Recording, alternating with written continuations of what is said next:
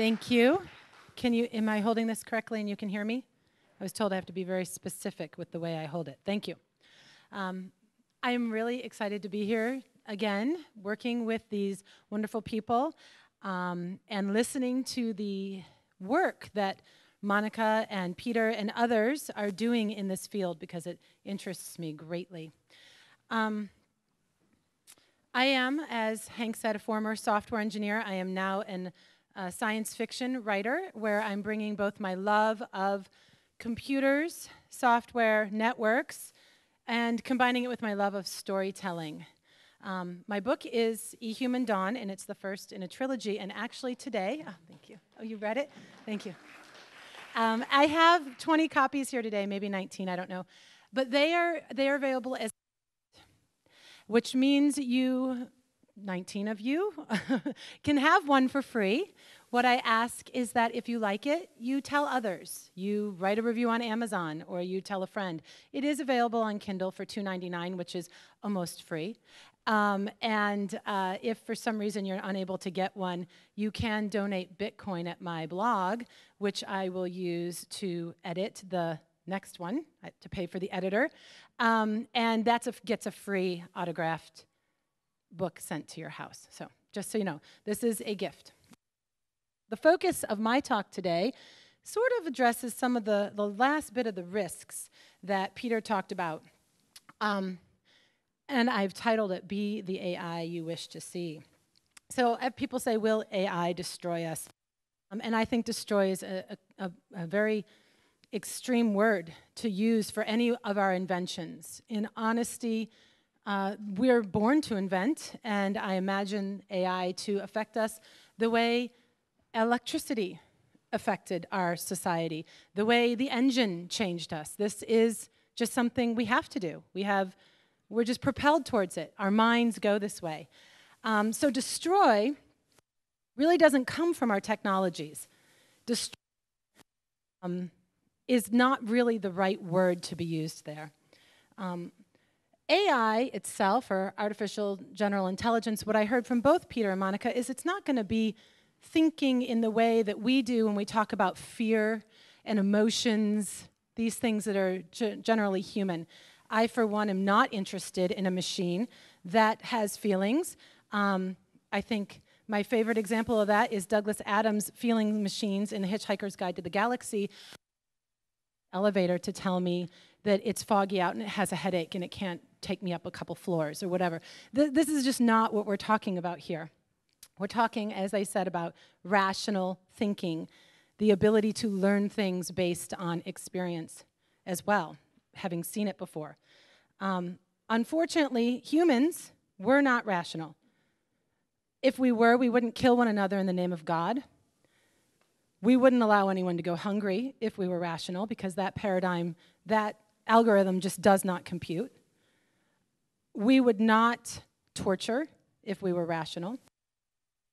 We're a mixture of emotions, neurosis, and intelligence rolled into one. That's what makes us unique compared to machines. And so if we want to sit down and create learning machines, then the morality that we need to look into isn't the machine, it's ours. How many people here are engineers of some sort? How many people are investors in technology? How many people are designers of any other aspect of technology? Okay, so you guys are the ones who matter.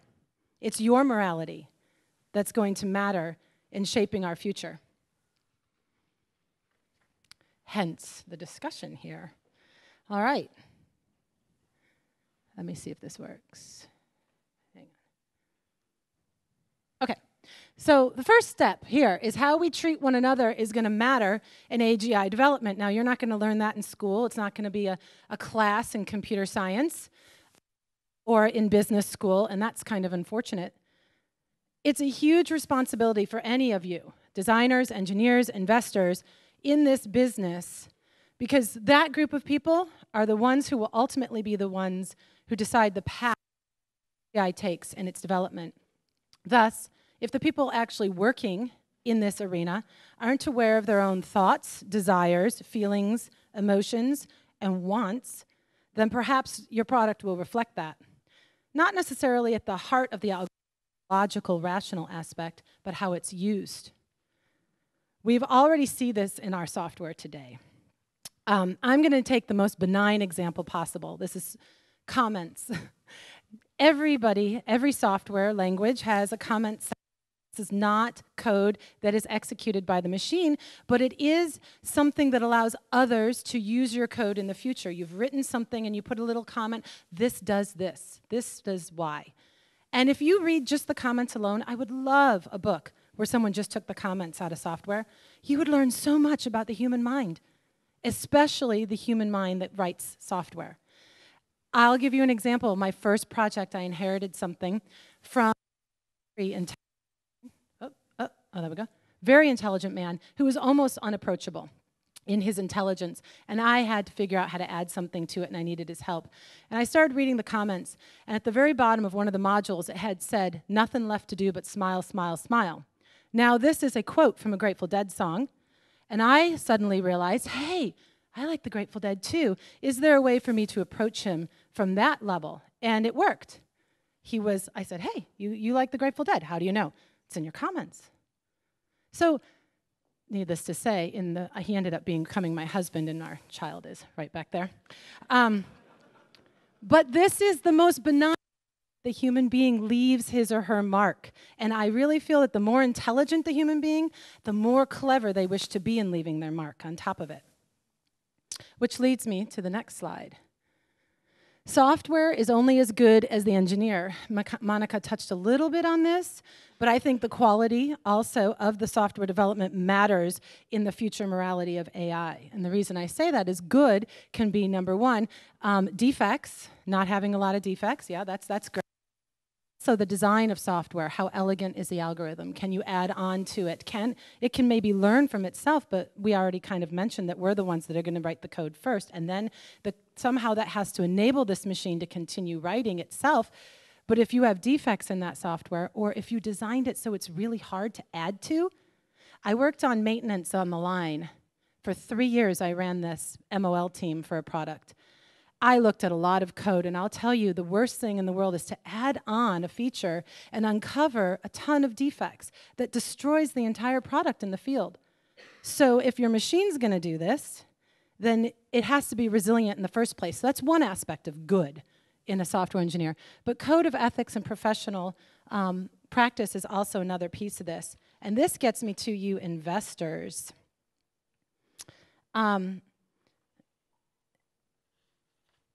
You're the customers.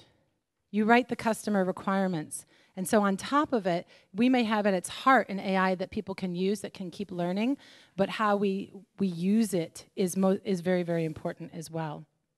So at a minimum, though, AI could become dangerous merely to incompetence in this life cycle of the development in the beginning. And so really starting out to write, I'm a former Motorola employee, Six Sigma quality is really important in this business. So that's my little engineering pitch there. But if we also talk about human logic, what sort of human logic will serve as the application for AI? And this goes even more to those who are investing in it and who wants it, who has the money to make it happen, right? We have to have money to make it happen. And what sort of, quote, morality, and by morality I don't mean necessarily the algorithm used to learn, but how we use the software itself to take care of business in our world. And we have an interesting track record of good versus evil, and I think we can all agree we're the first customers of artificial intelligence, right? Humans are. So we're the second deadliest animal on the planet, right? You've all seen Bill Gates' slide. Mosquitoes almost killed twice as many people as we do in a year. They're about 760,000, and we kill about 440,000 other humans in an average year. But mosquitoes aren't going to write the first generation of artificial intelligence. We are. So what logical, rational reason do we have to kill 400,000 people a year? There actually is an algorithmic answer to that, threat assessment. At the bottom of it, determining something else as a threat is the reason to do any of that, to kill anyone. In that picture there, that man is either being told by the military that the other person is a threat, or he himself feels it's a threat. But there's nothing else that would motivate that human being to kill otherwise. So that's a logical if then else. If you take from me, I kill. But we're also the same species that invented and drama and art. We give our blood to keep other people alive. We donate our organs. We will rescue one another. We will go into dangerous territories to bring people out. That's the same humanity. And that's also got an algorithmic underlying piece, and that's called connection. That's called the need to connect and to get things done together. So both of those things exist within our society at all times.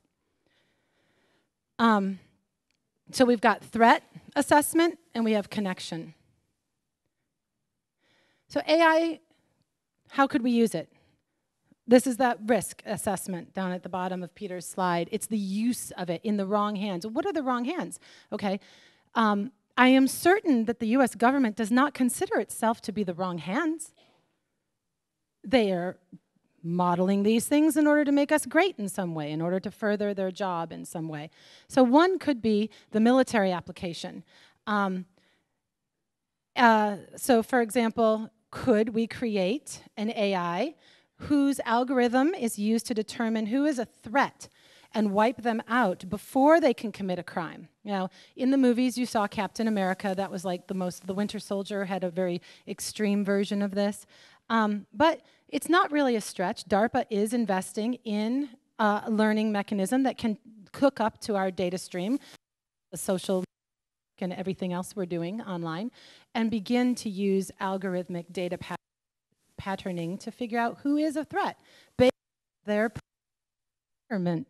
Oh, I got to be very specific with this. So based on their program requirement, a customer requirement, what is considered a threat in the future? There's a small company in Santa Cruz called Predpol, who works with the Santa Cruz Police Department and some other to begin developing this kind of software as well, to predict where in town, for any given night, a crime is more likely to happen. But imagine pairing that up then with its own decision making as it's learning, and it's only been created to do this one thing, identify a threat and remove it. So that's the big scary one. But there's another application, and that's AI designed for control. And I call this the business application, because one thing I hear a lot are people are like, Apple will save us or Google will save us. You know, Ray's going to make it all better. Calico's going to save the day. That, as long as it comes from the business sector and not the government, then it's got to be good. Who sells you these things? And what I mean by this is no different than De Beers' campaign to convince everyone in America that they need a diamond ring to get married. And they didn't need an AI to teach you that. So when we begin to create these machines in honor, you know, in order to solve certain things, what is it that the message is that comes through? What is it used for? One of my favorite movies that I recently saw was Her, and I liked Her because I would like a Samantha, not necessarily for the same reason that the single lonely man needed her, but I need someone to help me run my household. Remind me, hey, you haven't gone grocery shopping yet, but you know, your teenage boy hasn't had enough calorie intake. I'd actually enjoy that. But how do I know she's not also giving me ideas or talking or leading me to news that someone wants me to read in order to vote a certain way or in order to buy more stuff? And in a society that is based on constant growth, given interest-bearing debt is what rules us, this has got to be what business needs it for. They don't need it to make your life better necessarily. They need it so you'll buy something from them, so that there's constant growth so your stocks go up, and so that you can have that retirement. It all kind of hooks in. And so while that seems like, well, you know, morality here plays in how do we use our technologies. And you can see how we use everything we've created. We would only use AI in the same way. How are working on AI designed to serve. And I call this the human application. And I don't want to say in the realm of medicine or, humanities. I think business also does this very well. I liked this picture, although AI doesn't have to be a robot, I agree. Can absolutely just be running on an amazing supercomputer. But I like this idea of us working together, because I do think that like electricity, I'm so glad we did that. Everything is better. I live up in a place where just the other day it rained, barely, but it rained. 2 tree branches came down and broke the wires, broke the power lines. And I was a mess without electricity for a day. I always am. I'm always like, oh gosh, I love you. I think I'll be the same way with AI.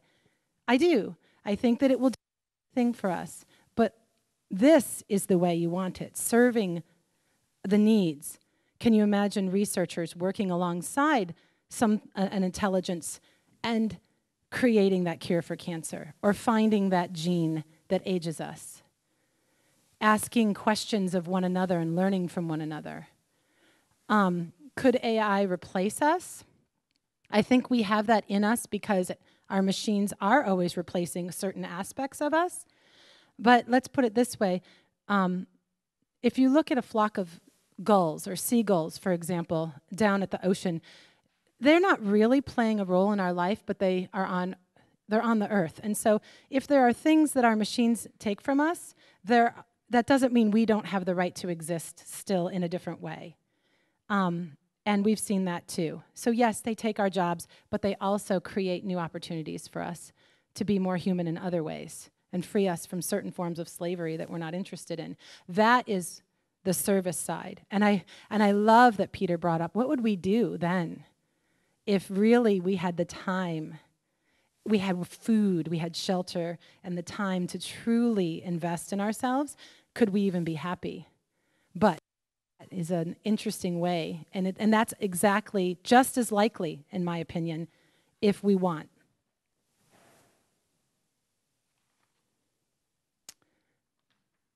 So really, I feel, and the whole talk has been this way, that the real responsibility is the human responsibility. I like the idea of a certain way that ethics could even be studied as a science, or human well-being studied as a science, alongside developing our technology. It is going to start slow with maybe a learning machine with language, and it builds up to human consciousness. But what if in parallel, everyone involved in it, plus society as a whole, started to love humanity as well, yourself and others, and started seeing that connection? Dare I say love in a logical world, in a world of science, but that's what service is. You want to cure cancer or fight aging because you love life in some way. You want it in some way. And so that's what drives the human heart to do those sorts of things, or at least the human mind to take action. And so I do believe that alongside our technology, our technologists come first in finding that answer, but the rest of us need to support it as well. So there really is no other way around it. Sometimes people say, oh, the golden rule, treat others as you would like to be treated. Well, I do think that when we discuss the risk of artificial intelligence, we ought to model the kind of artificial intelligence we want. That would mean to stop making choices in fear and scarcity as human beings. It would. And of course, computers will get there first because, like I said, I hope no one gives them emotions and the things that hold us back. However, we will only be free if we can also do the same, if we can be that way, because otherwise we become customers demanding things from our AI that may not treat others or use others in the appropriate way. And I'm not saying that this is,